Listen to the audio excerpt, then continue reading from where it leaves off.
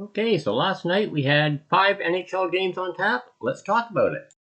First, we have the Toronto Maple Leafs and the Montreal Canadiens. Hey folks, Joe here. So last night we had 5 games in the National Hockey League, kicking it off with the Montreal Canadiens hosting the visiting Toronto Maple Leafs. It was a low-scoring game, to say the least. The lone goal was scored on the power play in the first period at 7:48 mark by Cole Caulfield. Nice one-timer, assisted by Jakub Slafkovsky and Kirby Dach. So a goal not even halfway through the first period, and it turns out to be the winner. In goal for Toronto, Anthony Stolarz. Joseph Woll is out on injured reserve to start the season, so Stolarz gets the start. He looked very good, stopping 26 of 27 shots, so you certainly can't blame him. You can't blame your goalie when your team doesn't score. In net for the Montreal Canadiens, Sam Montembault, who looked absolutely outstanding. 48 save shutout. It is the first time the Toronto Maple Leafs have been shut out in over 200 games. Yeah, let that sink in. And on the power play, Montreal went 1 for 5. Toronto had 4 power plays. They went 0 for 4, obviously. One player that stood out for me was rookie Montreal defenseman Lane Hutson. He looked absolutely outstanding. All the preseason talk about him and him being a Calder candidate. Wow, this guy is looking really good. So, future's looking good for Montreal. Good first game. Low scoring, 1-0 win. It was a fun game to watch. Really enjoyed this one. Look forward to seeing their next game. Next up was the New York Rangers and the Pittsburgh Penguins. So the New York Rangers, Pittsburgh Penguins. Obviously, I didn't get to watch any of this game. I was busy watching the Toronto-Montreal game. Toronto-Montreal is a very low-scoring game, 1-0. New York Rangers-Pittsburgh was not a low-scoring game. Well, actually, it sort of kind of was for one team. The Pittsburgh Penguins were very low-scoring, getting shut out by the New York Rangers 6-0. In goal for the Rangers was Igor Shesterkin, making a 29-save shutout. In goal for the Penguins, Tristan Jarry stops 35 of 41 shots, allowing 6 goals. Scoring for the New York Rangers was Sam Carrick, Alexis Lafreniere. Chris Kreider had a pair, including one shorthanded marker. Philip Cheadle, and rounding it out was Vincent Trocheck, making it a 6-0 win for the New York Rangers. Pretty dominant performance by the Rangers. Pittsburgh, you guys got a little bit of work to do, guys. Get ready for the next one. Top, we have the Winnipeg Jets and the Edmonton Oilers. And like I said, for the first game of the night, Toronto-Montreal, very low-scoring game. The next game, the Rangers and the Penguins, not a low-scoring game, though kind of was for one team, the Pittsburgh Penguins. Next up, the Winnipeg Jets, Edmonton Oilers. Not a low-scoring game, but kind of sort of was for the Edmonton Oilers. Edmonton getting shut out 6-0 by the Winnipeg Jets, a bit of a blowout. We had Connor Hellebuck in goal for the Jets with a 20-save shutout. In goal for the Edmonton Oilers, we started out with... let me fix my notes here. Started out with Stuart Skinner, who allowed 5 goals on 13 shots. So not a great start by Skinner. Kelvin Pickard came up for the third period, stopping 6 out of 7 shots. Scoring for the Oilers, nobody. Scoring for the Winnipeg Jets, Adam Laurie in the first period made it 1-0. Mason Appleton followed that up, making it 2-0. In the second period, Rasmus Kapari, Dylan Sandberg, and Kyle Connor, bringing it to a 5-0 Winnipeg Jets lead. And in the third period, Mark Scheifele added a power play goal, making it 6-0. The Kyle Connor goal in the second period, making it 5-0. That was also a power play goal. So 2 power play markers for the Winnipeg Jets. Winnipeg went 2 for 3 on the power play. Edmonton had 1 power play, obviously going 0 for 1. Can't get a power play goal in a shutout. Doesn't work that way, guys. Sorry. You have to actually score on the power play to get a goal. So 6-0 win for the Winnipeg Jets. Edmonton Oilers, not the start they were looking for, but they will bounce back. They're going to have a good season. I have no doubt about that.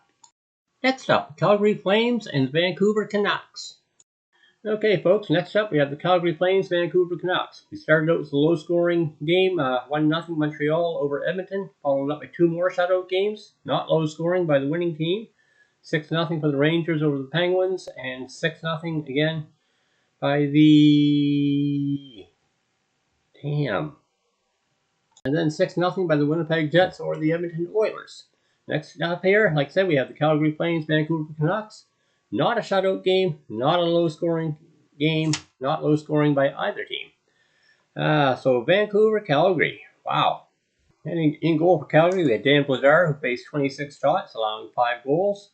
In the Vancouver net, Arthur Stilos, who allowed 6 goals on 25 shots. So not a great goaltender's night to start it all off.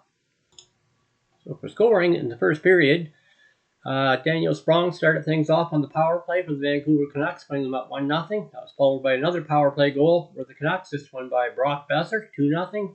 Connor Garland scored shortly later, 3-0 Canucks. Okay, I'm back there. I had to pause the video for a moment. I had somebody at the door. I had to go deal with that for about 15 minutes. Where I left off, Connor Garland had just scored for the Canucks, making it 3-0. So in the first period, shortly afterwards, Anthony Mantha responds for Calgary Flames, 3-1. Brock Besser scores his second power play goal later in the first period, 4-1 after 1. Second period, only 1 goal, Calgary, Rasmus Andersson making it 4-2. In the third period for Calgary, Martin Pospisil makes it 4-3. Mackenzie Weegar on the power play ties the game, 4-4. Jonathan Huberdeau of the Flames puts Calgary ahead 5-4. JT Miller late in the third does force overtime for Vancouver Canucks, coming back to tie the game. And in overtime, Calgary's Connor Zary puts it away. Connor Zary scoring the winner for a 6-5 comeback win for the Calgary Flames, a game that the Vancouver Canucks were leading 3-0 and 4-1 in the first period. They should have had that game well in hand. Calgary, a strong comeback. Congratulations to them. Vancouver, you got a little bit of work to do there, guys. And the last game to talk about is Colorado Avalanche, Vegas Golden Knights. Okay, the Vegas Golden Knights and the Colorado Avalanche. Opens up the first period. Colorado, Mikko Rantenen scores, making it 1-0 for the Avalanche. Victor Olofsson of the Vegas Golden Knights responds, 1-1 game. Ivan Barbashev makes it 2-1 Vegas. A short while later, Mark Stone puts Vegas up 3-1. That's it for the first period. Second period, Mikko Rantenen of the Avalanche scores his second of the night, making it a 3-2 hockey game. Zach Whitecloud makes it 4-2 Vegas, restoring the 2-goal lead. Casey Middlestad of the Avalanche again cuts the lead down to 4-3. Victor Olofsson finishes up the second period with a power play goal, making it 5-3 for the Golden Knights. In the third period, Mikko Rantenen strikes again for the Colorado Avalanche, his third of the night, scoring the season's first hat trick for the National Hockey League. 5-4 now for Vegas Golden Knights. Mark Stone responds on the power play, bringing the Vegas Golden Knights back up by 2. Ivan Barbashev puts Vegas up 7-4. There's an empty netter by Brett Howden, 8-4 Vegas in the end.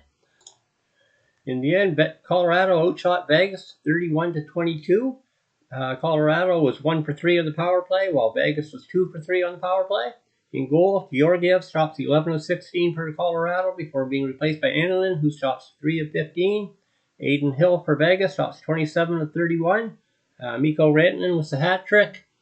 Good night for him. Though I'm sure he'd rather have gotten the win rather than 3 goals and an 8-4 loss. And that was it for last night's play in the National Hockey League. We're already looking forward to tonight's games and getting back into the action. For tonight's action, we've got quite a few games on tonight. We've got the Los Angeles Kings playing the Buffalo Sabres in Buffalo. Buffalo off to an 0-2 start in their 2 games over in Europe. We've got Montreal Canadiens on the second of a back-to-back. They're in Boston to play the Bruins. Florida Panthers are in Ottawa to play the Senators. This should be Linus Ullmark's first game as an Ottawa Senator. I think that's the game I'm going to watch tonight the most. Toronto Maple Leafs, also on back-to-backs, are in New Jersey to play the Devils. That should be Jacob Markstrom's first NHL start for the New Jersey Devils regular season play. The Utah Hockey Club is in New York to face the Islanders. Pittsburgh Penguins are in Detroit against the Red Wings. The Dallas Stars against the Nashville Predators. Columbus Blue Jackets, they are in Minnesota to play the Wild. And the St. Louis Blues will play in San Jose against the Sharks. So what do you think of last night's action and of tonight's games? Who do you think is going to win? What games in particular, if any, are you looking forward to tonight and plan on watching? And what do you think of this early season so far? Thanks for watching. Do me a favor, hit the like and subscribe if you haven't already. Brand new channel, we're just getting it built up, and we're going to have a lot of fun with this throughout the season as we make the channel grow and enjoy some NHL hockey.